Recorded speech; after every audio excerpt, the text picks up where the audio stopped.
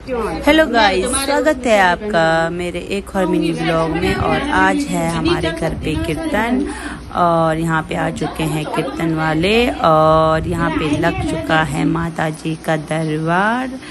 तो आप सभी पे माता रानी की कृपा बनी रहे। बोल साचे दरबार की जय। तो चलो करते हैं अब भजन कीर्तन स्टार्ट।